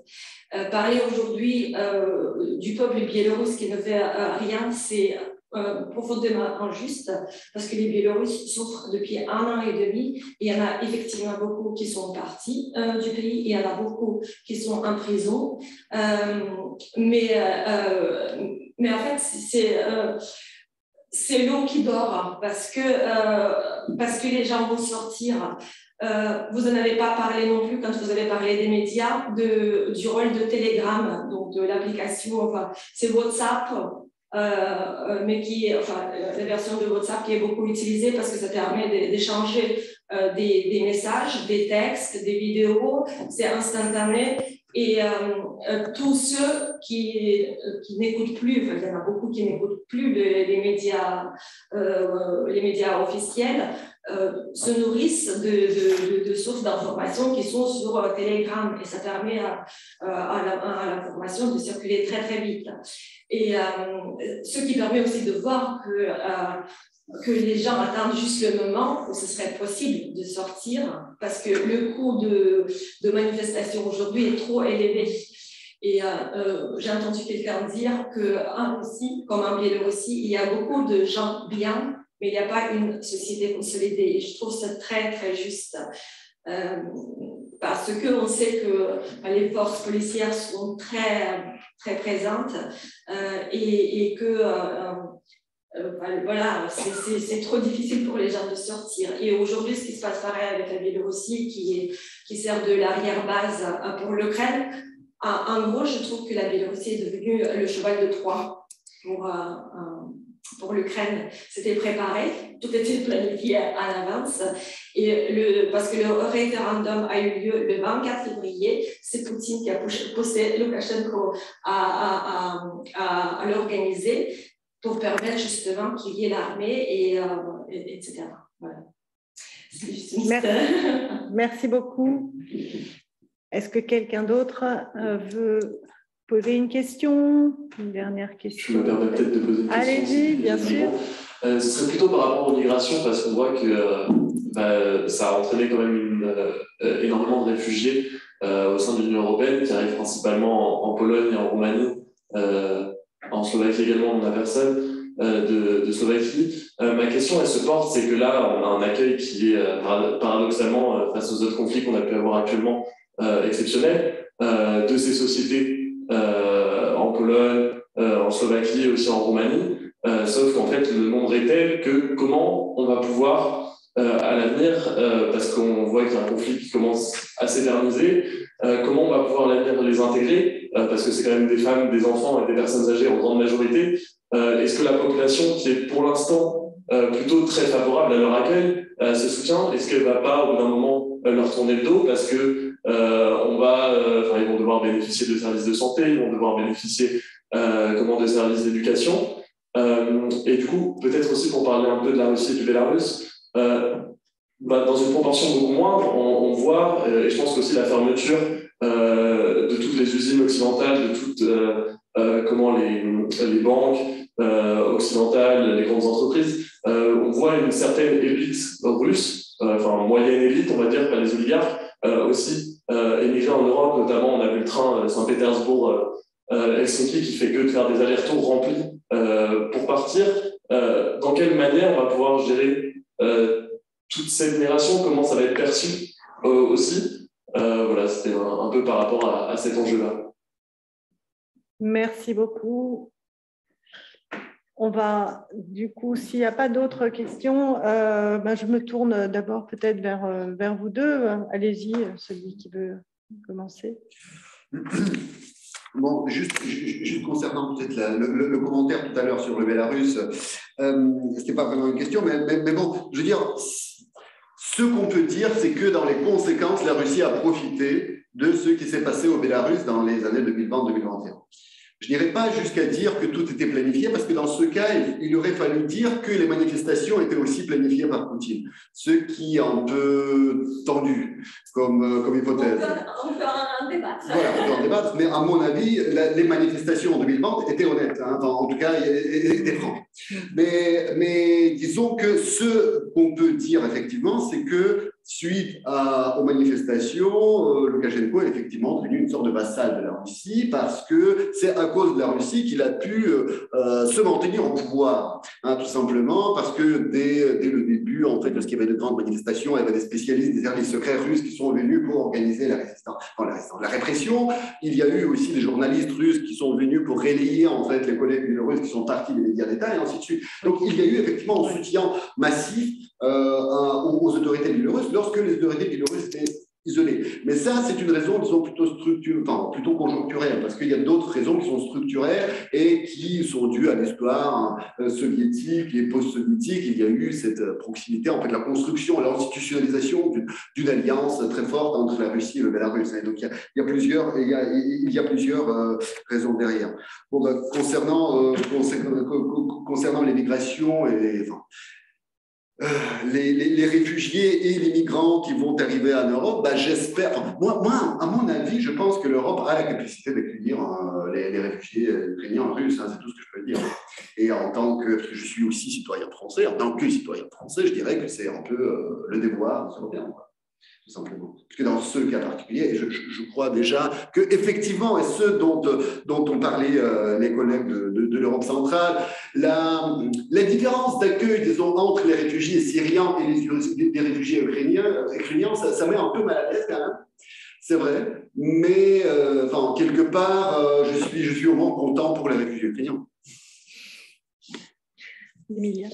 Alors, je vais peut-être, donc concernant les réfugiés ukrainiens, je pense qu'avant tout, il est essentiel de continuer à accueillir, d'accueillir aussi bien que possible, et effectivement, on est complètement, c'est très émouvant de voir cet élan constaté partout, c'est assez incroyable. Et je pense qu'il est difficile de se projeter au-delà parce que ça dépendra complètement de la situation en Ukraine et de l'issue de ce conflit. Et à mon avis, mais il m'est très difficile de me prononcer pour ces femmes qui fuient avec leurs enfants, je pense qu'elles se projettent surtout dans un retour vers leur pays, puisque c'est là que restent leur père, leur mari, leur fils aîné. Voilà, donc je pense que c'est même... maintenant, on est obligé de se projeter aussi peut-être pas dans un long terme, mais au moins dans un moyen terme. Mais je sais qu'au tout début, quand la question s'est posée, par exemple, d'accueillir des chercheurs ukrainiens qui fuient le conflit, etc., on se disait, mais comment va-t-on leur dire, voilà, préparez votre dossier pour prévoir l'année prochaine d'être ici, etc., parce que c'était en quelque sorte de leur dire, nous, on ne croit pas que vous pourrez l'année prochaine enseigner comme chez vous. Bon, maintenant, on sait que les universités ont été bombardées et de toute façon, voilà, ce sera différent, mais j'ai l'impression que cet élan de la société ukrainienne et cette cohésion, parce que ça, il faut peut-être le souligner, que finalement, Vladimir Poutine, par le sang et par la violence et par ses déchirures, il a quand même... je pense, achever la consolidation de la nation ukrainienne en tant que nation politique et civique.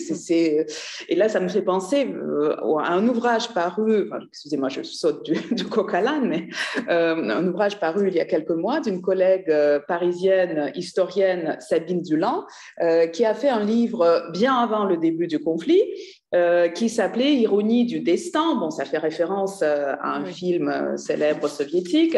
Et une des thèses du livre, c'est que la Russie mène une politique qui finalement la conduit autre part que l'endroit qu'elle visait. Et là, j'ai l'impression que depuis un mois, on a vraiment l'impression que la Russie, c'est pas du tout ce que la Russie cherchait. Vladimir Poutine était resté dans son monde qu'il a lui-même construit dans Ruski Mir, le monde russe, l'influence culturelle, historique, religieuse russe, etc. Et on assiste à tout le contraire. Donc, ce que vous avez évoqué, Anthony, l'impossibilité de célébrer la libération le 3 mars comme avant, l'union en Pologne, là où la société était clivée, et aussi en Ukraine, cette cohésion d'une société qui n'était absolument pas homogène, quel que soit le point de vue. Et donc, pour revenir aux réfugiés, donc si je peux juste me permettre 2 phrases pro domo suo, les Russes, les classes moyennes sont en train de fuir. Ce sont des gens hautement qualifiés, souvent très bien formés, avec une très riche expérience professionnelle, puisqu'ils ont dû vivre les dernières années dans un monde où à la fois, si on parle des grandes villes, il y avait beaucoup d'opportunités pour les intellectuels, pour les indépendants, les classes créatives, etc., etc. Donc, ils ont, en même temps, c'était du point de vue économique et social, c'était un peu la jungle. Donc, les universitaires russes, où ce ne sont pas les universitaires français qui, une fois qu'ils ont eu le poste, ils sont tranquilles. Voilà, donc, ce sont des gens avec un énorme capital culturel et symbolique, et j'espère avant tout que l'Europe se montrera à la hauteur de ces idéaux démocratiques, et elle accueillera tous les réfugiés, y compris ces réfugiés russes, et que par ailleurs, de façon très pragmatique, les sociétés occidentales sauront tirer profit de cette arrivée de gens très compétents et capables, je pense, de participer au développement des sociétés, y compris économiques, des sociétés occidentales. Merci. Je me tourne maintenant vers nos collègues d'Europe centrale et orientale. Donc, je ne sais pas, pour changer, Yaroslav, si tu veux, je te laisse d'abord la parole. Merci beaucoup. Les réfugiés, bon, moi, c'est l'expérience de tous les jours en ce moment à Varsovie. Moi, je même voyageais en train avec les trains pleins de réfugiés. Ce sont les femmes, les enfants.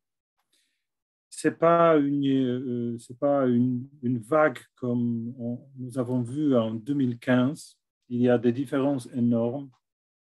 Maintenant, en Pologne, on a vraiment plus de réfugiés que nous avons parlé d'une crise de réfugiés en 2015. Maintenant, on a 2 fois plus en Pologne seule. On partage les réfugiés avec nos amis.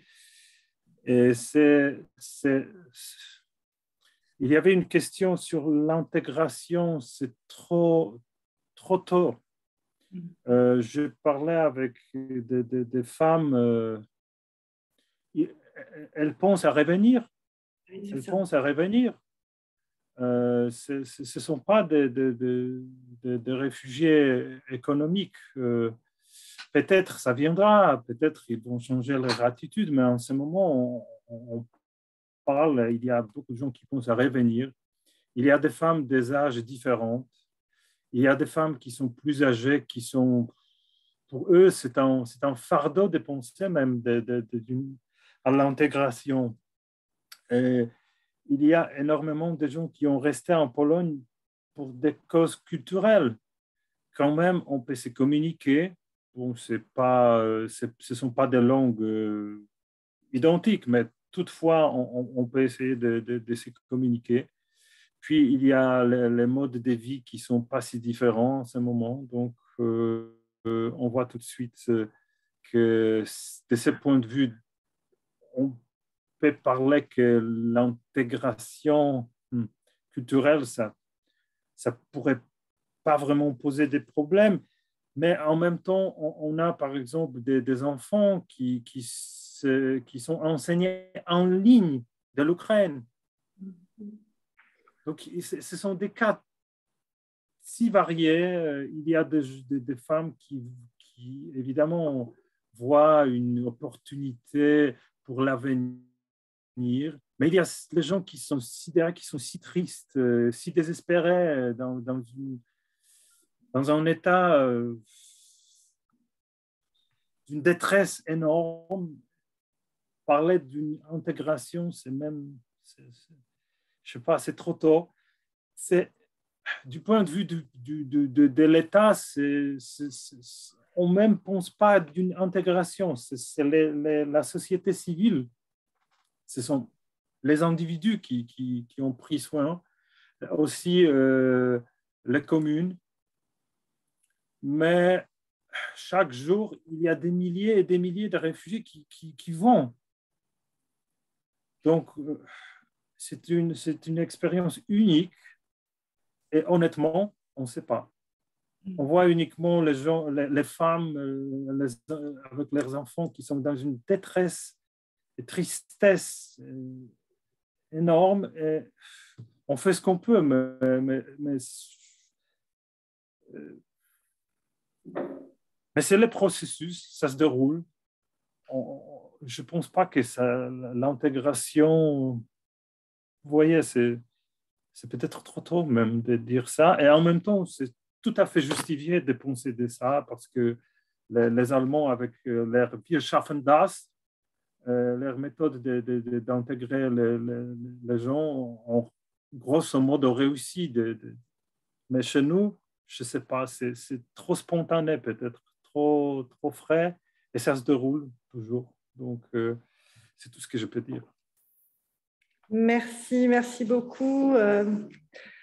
Anthony, peut-être? Vraiment, très très bref, je suis absolument d'accord avec Yaroslav. C'est trop tôt de parler d'intégration. La plupart de ces gens-là se sont dit, ouf, on a juste échappé, mais ils ont laissé leur mari, leur père, etc. Donc ils pensent de retourner, et ceci sérieusement. Donc aussi attention à ces tentatives d'intégration. D'accord, il faut ouvrir les bras, il faut leur donner la possibilité de survivre, de se sentir mieux. Voilà. En plus, ils se retrouvent dans des pays qui sont proches, quoi, proches culturellement, je dis. Donc, pas vraiment de très grands efforts à s'adapter. Ce qui est l'évidence, la différence évidente avec les réfugiés qui venaient de l'Afghanistan, par exemple, de la Syrie. Dans beaucoup de pays comme en Pologne, par exemple, ou en Bulgarie, au niveau linguistique, ils peuvent être compris plus facilement, se faire comprendre, etc. aussi. Ce qui rend quand même la situation un peu plus, je pourrais dire facile, c'est pas. Donc, non, mais nous, en Bulgarie, on n'est pas très, très bien préparés de toute façon. Il y a des mobilisations, mais les autorités ne sont pas très bien préparées. Donc, voilà ce que je peux dire. Merci beaucoup. Raluca? Voilà, juste 2 mots parce que les heures sont avancées, je suppose. Oui, en Roumanie, en plus, il y a beaucoup de réfugiés. Il n'y a pas tellement qu'en Pologne, mais il y a beaucoup de réfugiés. J'ajouterais à ce que Yaroslav et Anthony ont déjà dit, et je suis tout à fait dans le même esprit, en fait. C'est une détresse et une tristesse qui nous afflige, en fait. Et on voit ça dans les rues, dans les magasins. On voit des gens qui ont du mal à payer parce qu'ils ne connaissent pas la monnaie ou voilà. Bon, donc on voit ça d'une manière très concrète. Hein. La guerre et les réfugiés sont sortis de l'abstrait qu'on pouvait en fait s'imaginer pour venir chez nous, voilà, d'une certaine manière. D'autre part, j'ajouterais que, bon, même s'il n'y a pas encore des études sociologiques pour mesurer ça, comme observation que je tire des récits des organisations non gouvernementales, des volontaires que je connais parfois même personnellement, il y a déjà une seconde vague de réfugiés, une autre catégorie. La première vague qui était juste la première semaine de la guerre, c'était une vague, comme était déjà dit ici, une vague de gens éduqués qui avaient de l'argent, qui venaient dans leur voiture, qui avaient pris des valises, qui avaient pris les papiers, qui avaient pris tout ce qu'il fallait faire pour survivre décemment dans une période très triste. Maintenant, il y a un changement, changement dramatique qui va poser beaucoup plus de problèmes parce que ceux qui arrivent maintenant, ils arrivent des villes et des villages rasés, disparus de la terre. Ils arrivent avec rien, pas de papier, même pas de documents, d'études, voilà, rien pour prouver même le fait qu'ils ont fait une faculté ou un lycée.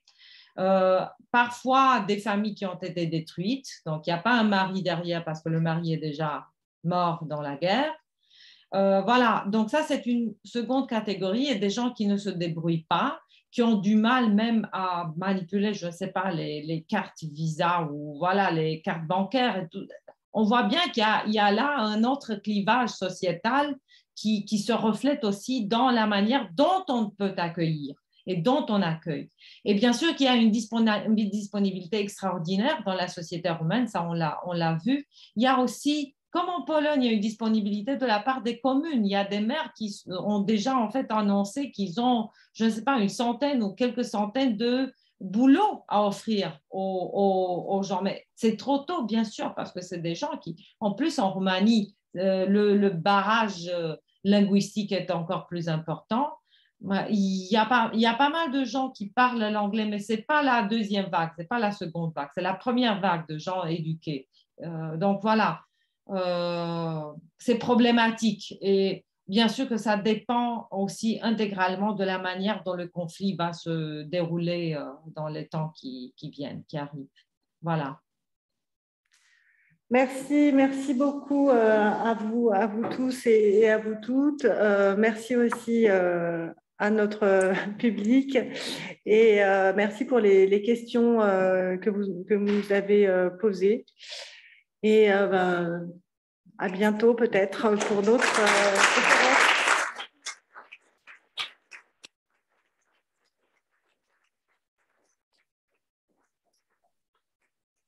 Au revoir, merci beaucoup. Au revoir, merci, au revoir. Merci beaucoup. Merci à beaucoup. bientôt. Au revoir. Bonne soirée à tout le monde. Merci, bonne soirée. Salut.